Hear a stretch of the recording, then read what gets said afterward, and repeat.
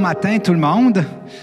J'ai eu un bon temps de louange dans la salle et je vous imaginais tout le monde avec nous autres. Fait que c'était vraiment un bon temps de louange, une bonne préparation pour ce message-là d'aujourd'hui. En attendant qu'on soit tous réunis ensemble, on est toujours dans notre thème « Fête des disciples », notre thème 2021. Et on a vu que faire des disciples, c'est d'influencer, aimer, accompagner les personnes avant qu'ils soient des disciples. On a vu ça dans les 5 semaines dernières. Pour ceux qui n'ont pas entendu les 5 messages sur le thème de l'année, je vous encourage de l'écouter sur YouTube ou sur Facebook. Ça introduit vraiment et ça nous met vraiment dans l'ambiance de ce que Dieu nous demande en 2021. Mais on avait vu que ce qu'on fait dans nos petits groupes, ce qu'on fait le dimanche matin, on forme des disciples. Donc, on se forme les uns les autres. Moi inclus, on est tous en formation en même temps qu'on agit. On fait les deux, comme les disciples quand ils marchaient avec Jésus. Mais les fêtes des disciples, ce que Jésus nous disait, c'était d'aller vers les gens qui ne connaissent pas encore Dieu, qui sont en recherche ou qui ne sont pas en recherche du tout, mais que Dieu nous met à cœur pour accompagner, pour faire des disciples. Donc, ça, c'est notre thème de l'année. Mais aujourd'hui, on fait une petite parenthèse. Okay?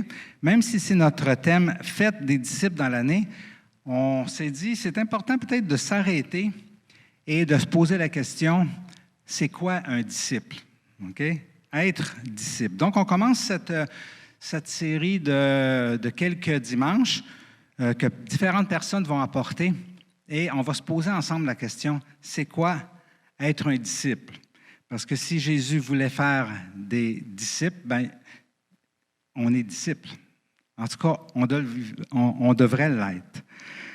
Donc, cette série-là, c'est un questionnement sur c'est quoi? On est quoi, nous autres? C'est aussi un questionnement sur ce que Jésus veut. Parce que c'est Jésus qui a dit, il n'a pas dit « faites des croyants ». Jésus a dit « faites des disciples ». Donc, notre questionnement, c'est on veut-tu être croyant ou on veut être disciple? Si on veut être ce que Jésus nous a demandé d'être, on veut être disciple. Comme on va voir, Jésus tranche à quelques reprises au courant de sa vie publique sur terre pour vraiment mettre les points sur les i entre la différence entre quelqu'un qui croit en Dieu ou quelqu'un qui croit qu'il existe et un disciple. Puis on va explorer ça ensemble aujourd'hui et dans les prochaines semaines. Donc, pourquoi faire une distinction pour commencer entre un croyant et un disciple?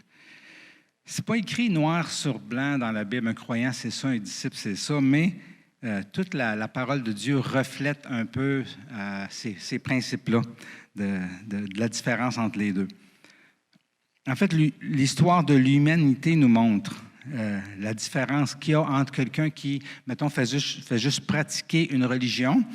Donc, quelqu'un qui ne croit pas nécessairement au vrai Dieu, au Dieu de la Bible, mais qui pratique une religion. Ça, c'est un. Okay? Deuxièmement, il y a ceux qui croient au vrai Dieu. Ils croient que Dieu existe, ils croient que Jésus existe, mais ça s'arrête à peu près là. Et finalement, il y a quelqu'un qui est un disciple.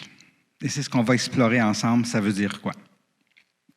Donc, Jésus veut des disciples, et pour Jésus, ce qui semble se refléter dans la parole, c'est qu'il veut du monde qui le suive, qui l'écoute, qui lui font assez confiance pour lui obéir, qui le laissent s'ingérer dans notre vie, dans nos projets, et jamais Jésus nous force, là.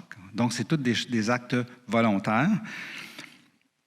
Et finalement, des gens qui préfèrent, s'ils ont un choix à faire, les plans que Jésus a pour eux que leurs propres plans.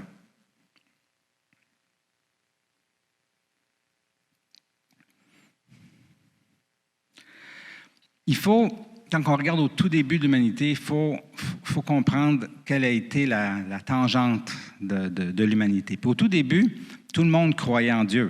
Il était devant leur face. Donc, il marchait avec lui. Donc, tout le monde était croyant. Qu'est-ce qu'a fait, après un temps de le suivre, de lui faire confiance, de l'écouter? qu'est-ce qui est arrivé avec les premiers humains? Et c'est ce qu'on voit un peu dans l'histoire avec Adam et Ève. Il est arrivé un moment où Adam et Ève, même s'ils croyaient en lui, ils marchaient avec lui, ont arrêté de lui faire confiance et ont arrêté de le suivre et ont décidé de suivre leur propre volonté, leur propre façon, leurs propres principes. Et c'est là que l'humanité a chaviré vers un humanisme, qu'on pourrait dire, c'est-à-dire on suit l'être humain plutôt qu'on suit Dieu. Et tout le reste de la Bible, c'est ce qu'on voit constamment. Des hommes et des femmes qui parfois suivent Dieu et parfois suivent l'être humain, les pensées humaines et les voies humaines. Il y a un autre passage dans Matthieu 7, 21 où il dit « Ceux qui me disent « Seigneur, Seigneur » n'entreront pas tous dans le royaume des cieux, mais seulement celui qui fait la volonté de mon Père céleste. » Encore ici, il parle de personnes qui ne veulent pas que Dieu règne sur eux, qui veulent se servir de son nom, simplement, mais qui veulent vraiment mener leur vie à leur façon. Donc, c'est des passages difficiles, mais qui reflètent clairement la différence, mettons, à l'extrême, entre un croyant et un disciple. Aujourd'hui, on va se questionner, c'est quoi être un disciple? Ici, je ne parle pas des millions de personnes qui, au dernier moment de leur vie, vont se tourner vers Dieu, un peu comme le larron sur la croix. Et moi, je pense qu'il y en a beaucoup. Et qui vont dire, « Seigneur, je te donne ma vie. Seigneur, je crois en toi. Seigneur, souviens-toi de moi quand tu seras au paradis. » Eux autres, ils n'auront peut-être pas le temps d'être des disciples, mais ils vont être au ciel. Non, je veux plutôt parler de ceux qui vivent leur vie en tant que chrétiens. Donc, je nous adresse à nous ce matin. Et la question que je vous invite à nous poser, c'est « Est-ce que je suis un disciple dans ma vie chrétienne? Est-ce que je suis un croyant ou est-ce que je suis un disciple? » Si on regarde au sens du dictionnaire Larousse, ça dit « C'est une personne qui reçoit l'enseignement d'un maître qui fait partie de son école. » Donc, au sens de Larousse, c'est quelqu'un qui écoute un maître, qui écoute son enseignement. Ça, c'est facile. J'ai toujours été un disciple depuis que je suis croyant dans ce sens-là. Il y a une autre définition dans le dictionnaire Larousse qui dit « qui adhère à une doctrine ». Ça, un peu moins, mais assez souvent. Mais est-ce que c'est ça que Jésus voulait dire quand il appelait ses disciples des disciples?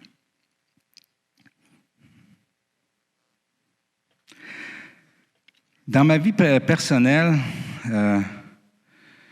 je m'en suis tenu pendant des années à cette définition du Larousse. Quand j'étais jeune, je croyais que Dieu existait, mais ma vie n'était vraiment pas alignée avec ce que Jésus voulait. Donc, j'étais un croyant. Et par la suite, à un moment donné, je cherchais Dieu vraiment ardemment parce que j'avais besoin de quelqu'un qui m'aide. Et je me souviens que j'ai cherché pendant plusieurs années. Et c'est en lisant la Bible, après avoir lu plein d'autres livres, que finalement, j'ai lu ce que Jésus faisait. Je trouvais que c'était vraiment un bon gars. Le meilleur gars que j'avais vu, que j'avais lu là-dessus. Et à un moment donné, j'étais dans ma chambre, puis j'ai déjà donné mon témoignage souvent en disant « j'ai donné ma vie », mais je vais vous dire exactement ce qui est arrivé. Je n'ai pas vraiment donné ma vie. Ce que j'ai dit à Dieu ce soir-là, pour la première fois de ma vie, je parlais à Dieu, je ne parlais pas à Jésus. J'ai dit « Dieu, je veux être un disciple de Jésus. » C'est ça que j'ai le goût. Et c'est la première fois que j'ai été baptisé dans l'Esprit Saint à ce moment-là. La puissance de l'Esprit est venue sur moi. J'ai été envahi d'une paix que je n'avais jamais connue, qui faisait tellement du bien, qui restaurait mon âme sur le coup. Et Un bien-être que je ne voulais plus sortir de ça. J'étais tellement bien que le lendemain, je me disais, j'étais fou hier, je capotais. Mais je sais que non aujourd'hui. Je sais que c'était l'Esprit Saint qui me visitait et qui approuvait ce que je venais de demander et j'avais aucune idée c'était quoi. Mais je trouvais que Jésus était vraiment un bon gars puis que ses disciples ils avaient fait un bon choix en le suivant. Puis j'avais dit à Dieu, dans cette souffrance que je vivais depuis plusieurs années, je voyais une solution là. Puis je disais, regarde, moi, je veux tout lâcher. Je veux être le disciple de Jésus. Et Dieu a mis son sceau, approuvé. Il est venu sur moi à ce moment-là. Est-ce qu'à ce moment-là, je suis devenu un disciple? Quand je regarde ma vie, pour le vrai, je m'en suis tenu pendant plusieurs années au dictionnaire du Larousse. Donc, pendant des années, j'ouvrais la parole et je recevais l'enseignement de Dieu et ça me faisait du bien. Et après ça, je continuais ma vie comme moi je l'entendais. Je ne suivais pas vraiment Jésus. Mais je l'écoutais, par exemple. Et Dieu, dans sa grâce et sa bonté, il nous accompagne là-dedans. Il savait que j'étais sincère quand je disais que je voulais être un disciple de Jésus. Il savait aussi que j'avais aucune idée de ce que je disais. Mais il m'a accompagné, il est tellement bon là-dedans, jusqu'à temps que je comprenne un peu plus loin. Tu sais, il y a plusieurs façons de voir le mot disciple. On peut penser, être un disciple, c'est se faire baptiser, c'est aller à l'Église, c'est prier, c'est louer, c'est lire la Bible, c'est évangéliser, c'est le faire connaître, c'est servir l'Église ou avoir un certain titre dans l'Église, ce qu'on appelle le clergé. On peut penser que c'est ça, être un disciple. En fait, cette année 2020, l'année 2020, c'est-à-dire, ça a été une belle occasion d'essayer de redéfinir c'était quoi un disciple, étant donné que toutes nos façons de faire, toutes nos traditions, ils ont toutes été bousillées. C'était un bon temps de savoir. On arrête-tu d'être un disciple parce qu'on ne peut plus se réunir, parce qu'on ne peut plus faire ci, parce qu'on ne peut plus faire ça? Moi, je pense que non. Et finalement, Dieu, ce qu'il nous a révélé, c'est que tout ce que je viens de vous énumérer, même si c'est des choses que les disciples font souvent, c'est pas ça, être un disciple. Donc, l'accent que je voudrais faire aujourd'hui, c'est le titre de mon message. Et mon message d'aujourd'hui, c'est être un disciple, c'est un choix. Le titre, c'est un choix. OK? On sait que le salut n'est pas un choix, c'est un don, c'est une grâce, c'est un cadeau gratuit. Mais être un disciple, ça, c'est un choix. Et j'avais à cœur qu'on puisse suivre un apôtre pendant notre message ce matin. J'ai choisi l'apôtre Pierre. Et essayer de voir, en se fiant un peu sur Pierre comme modèle, et se rendre compte que finalement, Pierre a dû choisir d'être un disciple dans sa vie. Et à l'exemple de Pierre, nous aussi, on a ces mêmes choix-là à faire. Le choix d'être un disciple ou juste d'être un croyant. Dans Matthieu 4, 18, 19, ça dit « Comme il marchait le long du lac de Galilée, Jésus, il vit deux frères, Simon, appelé Pierre, et son frère André, qui jetaient un filet dans le lac. C'étaient en effet des pêcheurs. Il leur dit, « Suivez-moi, et je ferai de vous des pêcheurs d'hommes. » Vous savez, Simon-Pierre, avant de rencontrer Jésus et de se faire inviter comme ils viennent de le faire, c'était un croyant. Comme la plupart des Juifs, ils croyaient en Dieu. Ils croyaient que Dieu existait. Il y a toutes sortes de croyants. Il y a des gens qui croient, ils savent que Dieu existe. Il y a des croyants qui prient, il y a des croyants qui sont pieux puis qui passent bien du temps sur le genou ou dans des sanctuaires. Il y a des gens qui participent aux traditions, tout simplement, mais c'est des croyants. Ils croient assez pour participer aux traditions. Et il y a des personnes qui sont prêtes à tout pour Dieu, même quand ils sont dans le champ. Ça aussi, c'est des croyants. Un bel exemple, c'est l'apôtre Paul, qui persécutait les chrétiens pour Dieu. Il faisait ça parce qu'il était croyant. Puis, pour croire en Dieu, il persécutait les chrétiens, il les mettait en prison, il les faisait mettre à mort. Alors, il y a toutes sortes de croyants. Pierre, c'est un croyant. Il avait l'air probablement de venir d'une famille pieuse parce que, pas juste lui, mais André, son frère, a été interpellé par Jésus. En fait, les deux cherchaient, dans le fond de leur cœur, le Messie, annoncé depuis des centaines d'années. Donc, c'est un croyant, avant de rencontrer Jésus. Mais il n'était pas un disciple de Jésus. Donc, Jésus l'invite à le suivre. « Suivez-moi ». Donc, on voit ici que pour Jésus, suivre, c'était plus qu'écouter un enseignement. C'était plus que faire des traditions. C'était « suivez-moi », dès le départ de son ministère.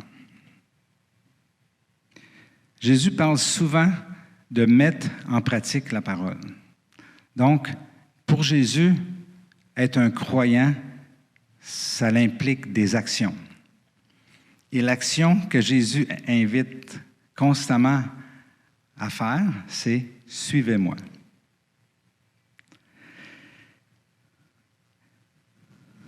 Est-ce que Pierre croyait juste en Dieu, comme la plupart des Juifs, ou il croyait en Jésus? C'est intéressant ici quand on regarde l'épisode de la pêche miraculeuse. Alors, pour ceux qui connaissent l'histoire, il avait pêché toute la nuit, il n'avait rien pris, Pierre et ses confrères pêcheurs, et Jésus leur dit « Mettez votre filet à l'eau ». Bon, Jésus le fait, parce qu'il avait entendu parler que Jésus, c'était quelqu'un de spécial. Et finalement, ses filets se remplissent de poissons. Et il voyait bien que c'était un miracle. Ce n'est pas un homme qui a pu faire ça. Et sa réaction, c'est-à-dire, quand il vit cela, Simon-Pierre tomba à genoux, aux genoux de Jésus, et dit, « Seigneur, éloigne-toi de moi, parce que je suis un homme pécheur. » Pierre reconnaissait Jésus comme étant le Seigneur à ce moment-là. Il était croyant non seulement en Jéhovah, en Yahvé, en l'Éternel, en Dieu, mais là, il devenait un croyant en Jésus-Christ. Est-ce qu'il était pour autant disciple? Non, pas encore. Mais comment répond-il à cet appel de Jésus?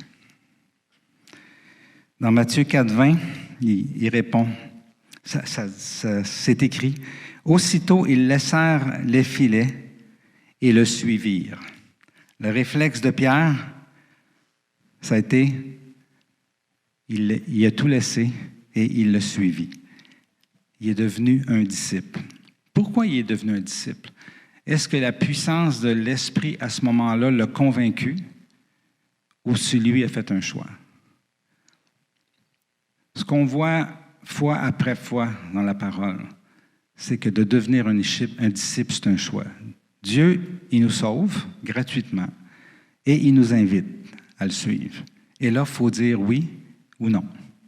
Non, je reste un croyant, je suis bien un croyant, tu me fais du bien, ou oui, j'accepte de te suivre.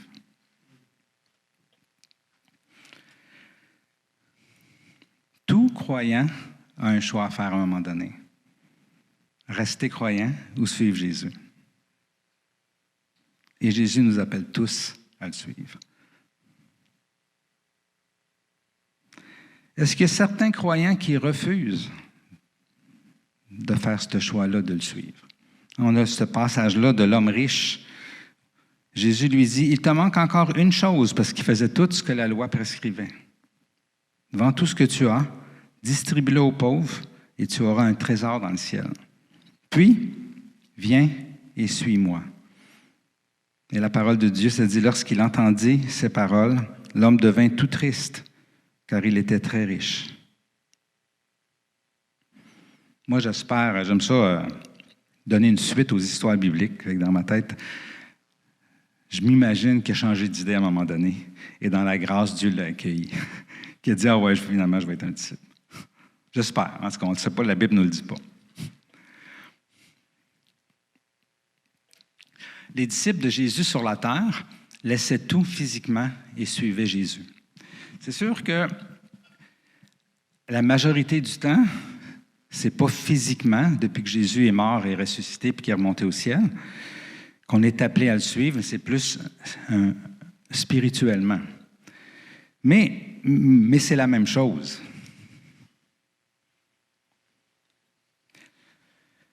C'est une décision qui amène des changements progressifs dans notre vie, une décision spirituelle qui change notre vision, qui change notre direction, qui change nos plans de vie, qui change nos valeurs et qui change notre mission sur terre. Pas pour rien que Jésus a dit, il est bon à ses disciples que je meure parce que je vais vous envoyer mon esprit. C'était bon pour Pierre qui était marié que Jésus meure puis qu'il envoie son esprit et puis retourner avec sa femme et continuer de suivre Jésus. Et on le voit par la suite que Pierre continuait d'honorer sa famille même s'il suivait Jésus. Donc, c'est spirituellement que Jésus nous demande depuis 2000 ans de le suivre. Mais comme je vous disais tantôt, c'est la même chose. Il nous demande de tout laisser, tous nos plans de côté, un coup qu'on est converti, et de faire le choix de le suivre. Mais contrairement à notre conversion, c'est un choix qu'il faut faire. Donc, on passe d'une vie où chaque matin on se lève et qu'on dit... et qu'on disait avant, bon, c'est quoi que je fais de ma journée aujourd'hui? C'est moi qui décide. À une vie où on se lève le matin et qu'on dit, Seigneur, me voici. C'est pas ton plan pour moi aujourd'hui. Je veux rentrer dans ton plan. Je veux faire ce que toi, tu me demandes. Quand on le met en pratique, c'est tout un changement de vie. Mais un changement pour le mieux, parce que plus on le pratique, plus on voit que Dieu a des meilleurs plans pour nous que nous-mêmes. Est-ce qu'on peut des fois lui soumettre nos plans pour approbation? Moi, je vous dirais, qu'est-ce que vous faites avec vos enfants? Aimez-vous ça que vos enfants viennent vous voir et qu'ils ont un beau plan? Hein? On aime tout ça, les parents, les grands-parents, puis on va dire, ben oui, je vais t'accompagner là-dedans, puis je vais t'aider. Fait que ça, c'est pas exclu. Mais la différence, c'est qu'on va toujours passer par le filtre de Dieu. Seigneur, es-tu d'accord avec mon plan? Et comme bon papa, si notre plan est bon, Dieu va nous suivre là-dedans. C'est-à-dire, on va le suivre, mais il va nous accompagner là-dedans, puis il va faire que notre plan va réussir. Ou il va nous dire, j'ai des choses meilleures pour toi. Ou tu perds ton temps avec ça. Hein? Je veux te combler, je veux rassasier ta vie. Suis-moi, fais-moi confiance.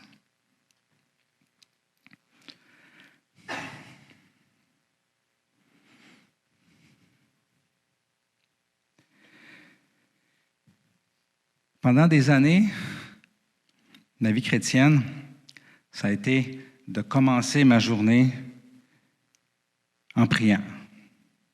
Puis après ça, faire ce que je veux. Après ça, je suis devenu plus spirituel. Là, je prenais un temps avec Dieu le matin, puis je prenais un temps avec Dieu le soir. Entre les deux, je faisais ce que je voulais.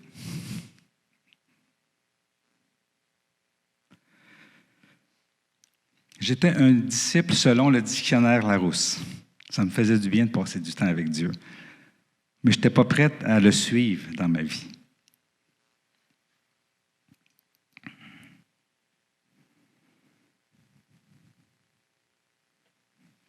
Dieu s'est souvenu de ma demande et peu à peu, Dieu m'a emmené plus loin et il m'a emmené à réaliser qu'il y avait quelque chose de mieux pour moi que de prier le matin, puis prier le soir, puis faire ce que je voulais entre les deux.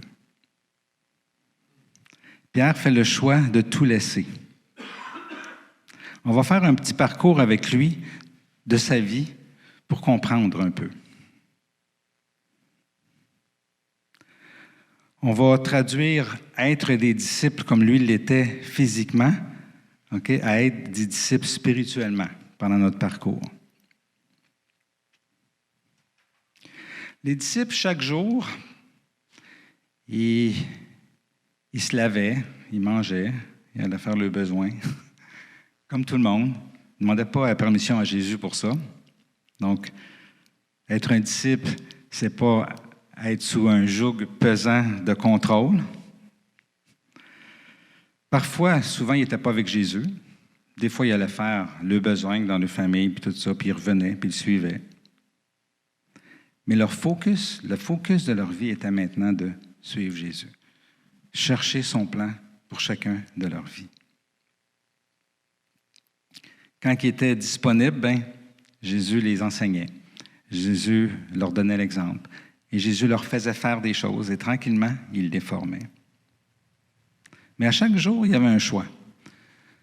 Ils pouvaient retourner chez eux ou ils pouvaient continuer de le suivre. À chaque jour, on a le choix d'être un disciple ou de ne pas en être un. Quand on lit les évangiles, on perçoit souvent la résistance des disciples face à certaines choses que Jésus faisait, disait ou demandait. On le ressent. Mais leur choix était fait. Ils refaisaient leur choix à chaque fois. Lorsqu'ils résistaient, là, ils pouvaient refaire un choix. Et leur choix, c'était non, on va te suivre, Jésus.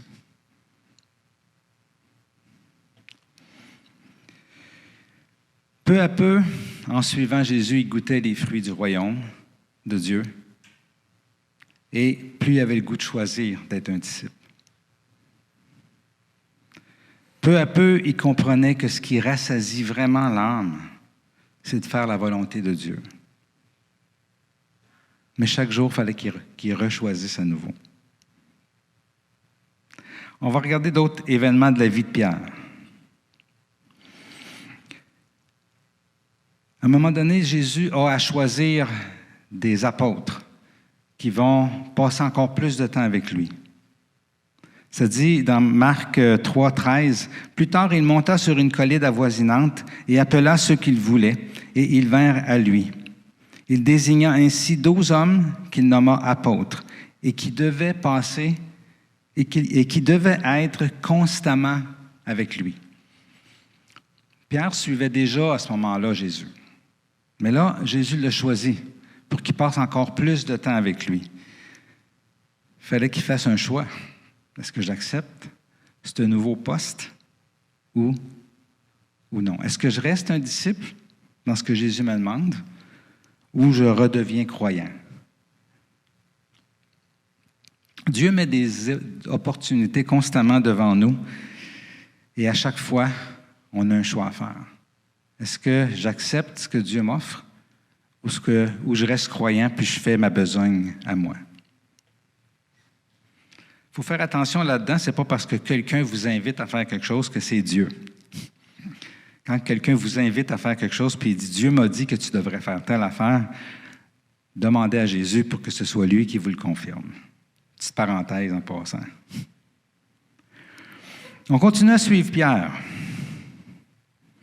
Dans ce même passage-là, où il choisit des disciples, ça dit « Il les envoya annoncer l'Évangile avec le pouvoir de chasser des démons. » Dans d'autres évangiles, ce même passage-là est mis encore plus avec des détails de tout ce que Jésus leur demandait d'aller faire, 2 par 2. Là, Simon, peut-être qu'il a aimé l'honneur d'avoir été choisi dans les 12, mais là, il y avait une question à se poser. Est-ce que je veux faire ça? Est-ce que Jésus m'envoie faire là? Il y avait un choix de dire, est-ce que je veux être disciple? Ou finalement, non, je vais aller chez nous puis je vais juste être croyant. Choix après choix, dans le déroulement de la vie d'un disciple, on a le choix de continuer ou de s'arrêter.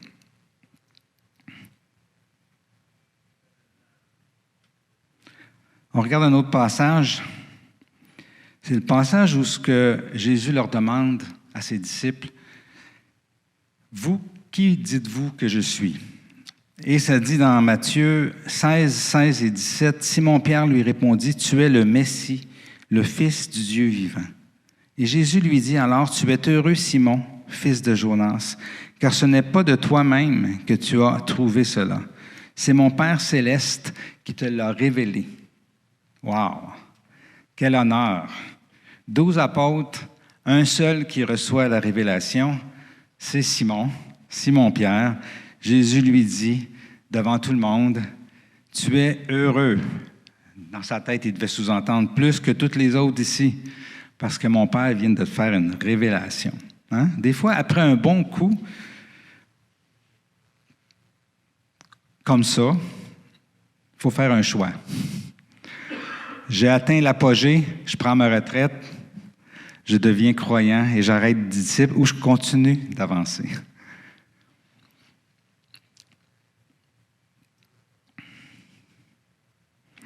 Et quoi des autres autour? Les autres aussi avaient un choix à faire.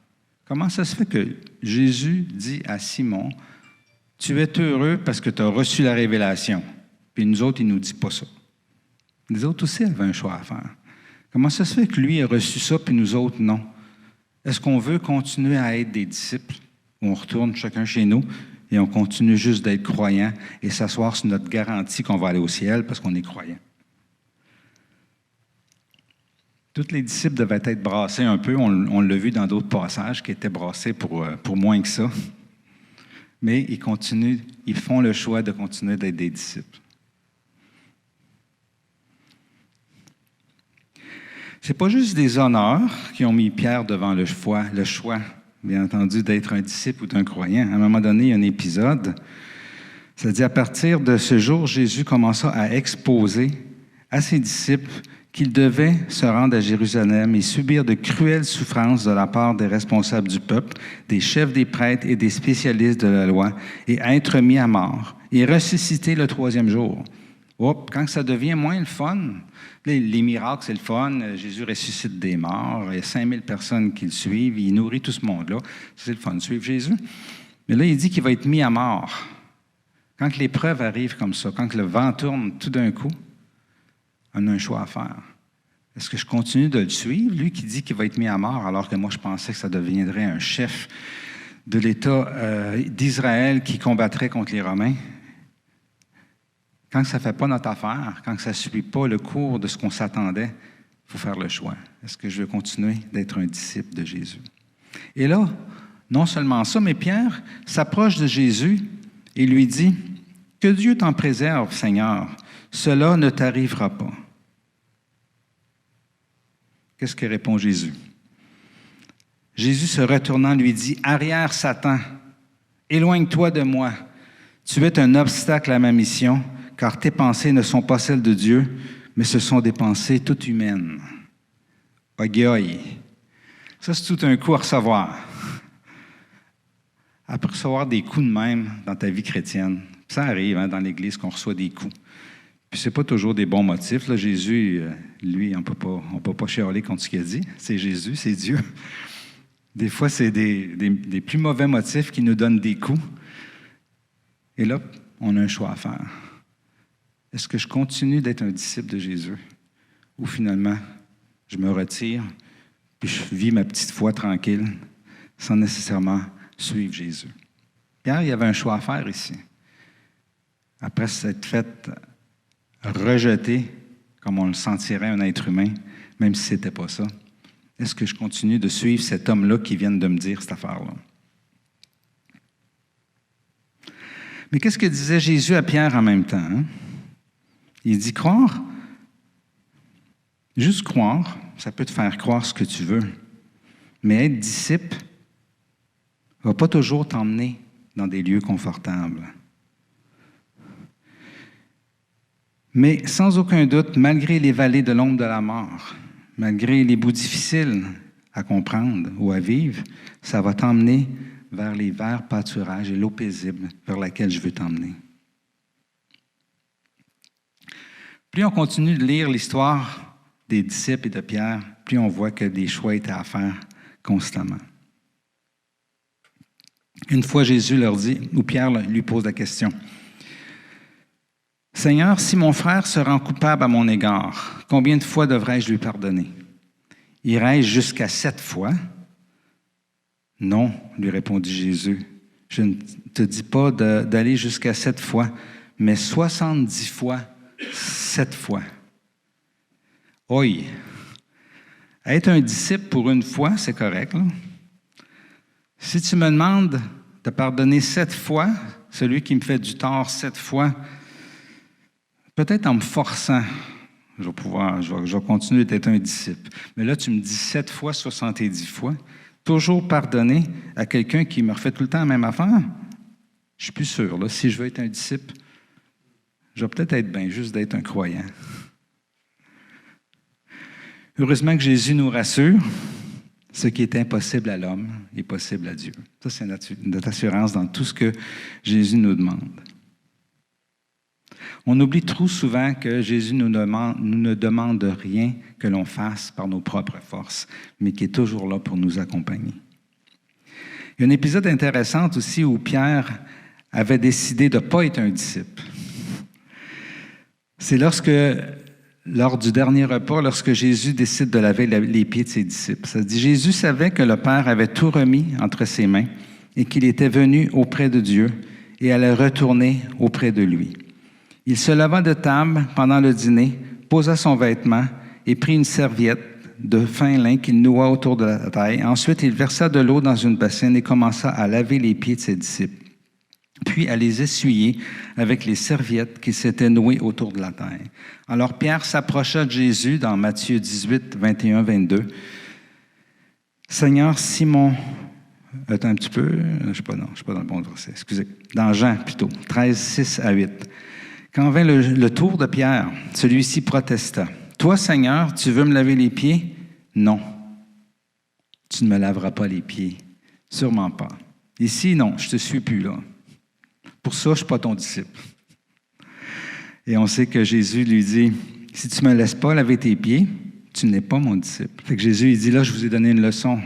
Ce que je viens de vous faire va falloir que vous le fassiez les uns aux autres. » Quoi? Là, je ne suis pas pour laver les pieds de ces non-spirituels-là qui sont à côté de moi, qui n'ont pas reçu la révélation que moi j'ai reçue, puis qu'ils sont tout le temps en train de se chicaner.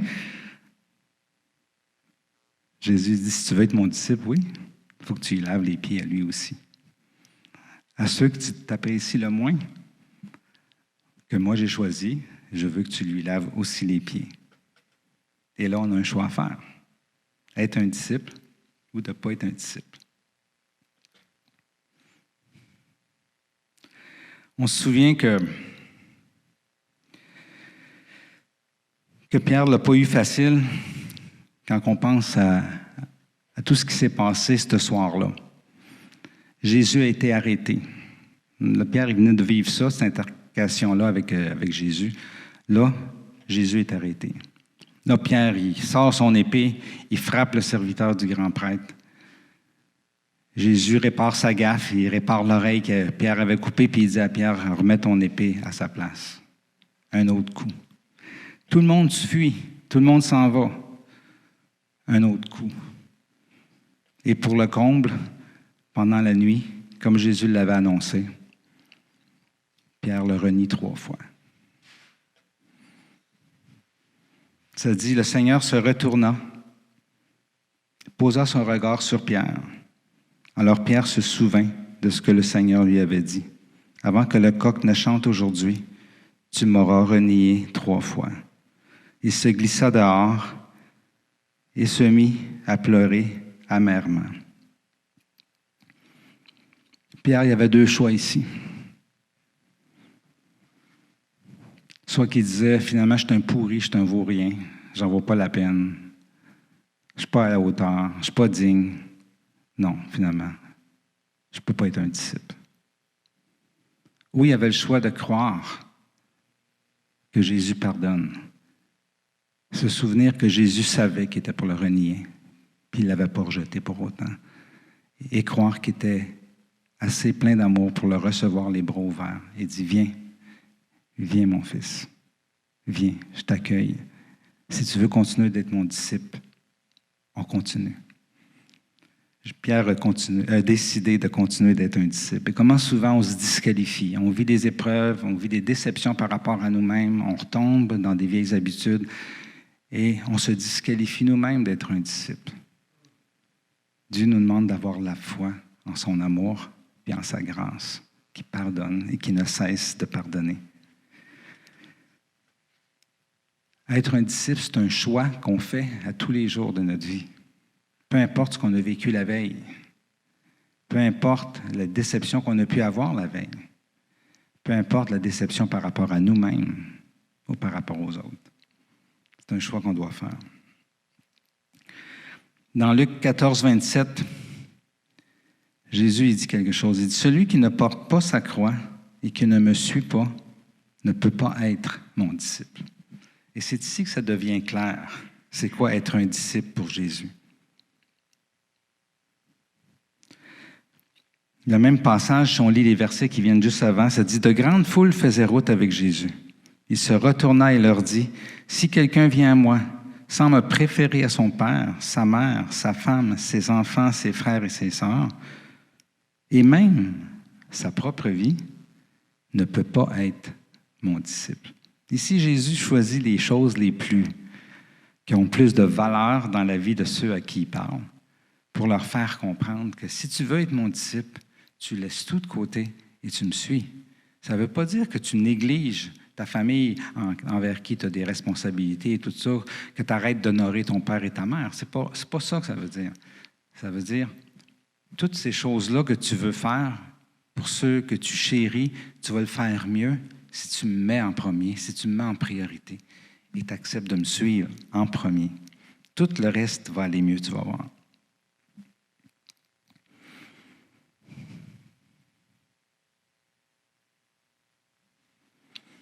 Une autre fois où Jésus avait multiplié les pains.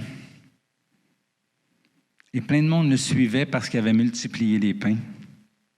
Jésus se retourne et leur dit, « Vous savez, vous me suivez parce que vous êtes rassasiés dans votre corps. Mais la nourriture que je peux vous donner, si vous êtes mon disciple, c'est ma vie. C'est mon corps, c'est mon sang. C'est spirituellement que vous allez être transformés si vous me suivez. » Et ça dit qu'à ce moment-là, presque tout le monde est parti. Et il a demandé à ses disciples, « Et vous, ne voulez-vous pas aussi vous en aller? » Là, Jésus leur donne un choix clairement.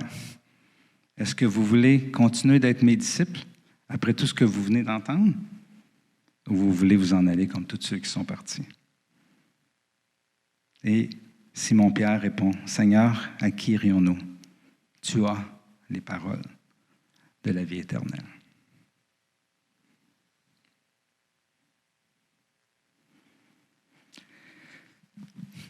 Ma vie est arrivée à un temps, je vais inviter les musiciens, que si vous pouvez nous rejoindre. On va prendre la Sainte Seine ensemble, mais juste avant, je voulais juste terminer un peu mon histoire. Il est arrivé un temps, plusieurs années après ma conversion, alors que j'étais à la mission, où j'ai vraiment réalisé que je n'avais pas suivi Jésus jusque-là. J'avais passé beaucoup de temps avec lui, je l'avais écouté, ça m'avait fait du bien, mais je ne le suivais pas. Et Dieu m'a montré, il dit, « Regarde, ta vie tourne en rond, ta vie n'avance pas, parce que tu ne me suis pas. Si tu prends la décision, que ce soit facile ou non, tout de suite, si tu prends la décision de me suivre et de vraiment tout faire les choses que je mets devant toi, ta vie va changer. Tu vas trouver ce que tu cherches. Ce que tu n'as pas trouvé depuis des années, alors que tu étais croyant, tu vas le trouver en devenant disciple. Ce journée-là, j'ai décidé de donner vraiment ma vie à Jésus en tant que disciple. Ça n'a pas toujours été facile parce qu'il m'a demandé des choses qui étaient difficiles. Mais pour le vrai, je ne sais pas ce que je serais rendu dans ma vie. Je ne sais pas ce que ma famille serait rendue si je n'avais pas dit oui à toutes les choses faciles et moins faciles que Jésus m'a demandé depuis ce temps-là. Mais je me suis rendu compte que la vie, c'est vraiment de le suivre. Et la différence entre un croyant et un disciple, c'est être une personne mort-vivant ou vraiment vivant. Je me suis aperçu que suivre Jésus, c'est ça qui nourrit l'âme. Que faire la volonté du Père, c'est ça qui fait toute la différence. Et ça nous amène dans des avenues et dans des miracles incroyables qui se reflètent sur nous, sur notre famille, sur nos enfants, sur nos petits-enfants. Et ça ne pourrait pas arriver si on était juste croyant. Il y a un prix à payer à être disciple, mais la récompense est tellement grande. Plus grand qu'on peut s'imaginer, plus grand qu'on peut demander. C'est ce à quoi Jésus nous appelle. Et ce matin, j'avais le goût d'inclure la Sainte Seine dans mon message, avec les gens qui vont nous écouter, même en différé. Si vous avez du pain, du vin pas loin, mettez sur pause, allez le chercher, puis revenez. On va prendre un engagement avec le Christ ce matin. Pour ceux qui croient vraiment ce que j'ai apporté, ce que Jésus a fait comme invitation, quand il a dit « Suivez-moi ». On va prendre le pain comme un engagement. Souvenez-vous, j'ai commencé vraiment à être un disciple des années après avoir dit à Jésus, « Je veux être ton disciple ». Et quand je lui ai dit, « Je veux être ton disciple », déjà son esprit était là pour me conduire. Ma vie a commencé vraiment à changer juste quand j'ai marché avec lui. Mais Dieu était là avant. Ce matin, ayons confiance en Dieu et ditons-lui ensemble, « Seigneur Jésus, je veux être ton disciple. » Amen. Prenons le pain comme un engagement à être un disciple de Jésus-Christ ce matin.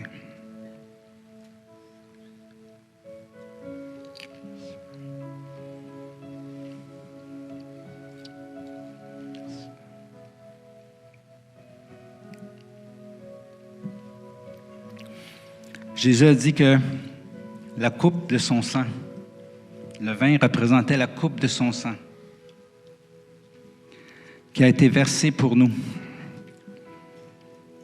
et pour la multitude en rémission du péché. Il a appelé ça une alliance. C'est le sang de l'alliance nouvelle et éternelle. Cette alliance-là que Jésus fait avec nous, lui, il nous promet d'y être fidèle. L'alliance qu'on peut faire avec lui ce matin, c'est « Je vais, à chaque jour de ma vie, choisir à nouveau d'être ton disciple. » Amen. Prenons le sang de l'alliance ensemble.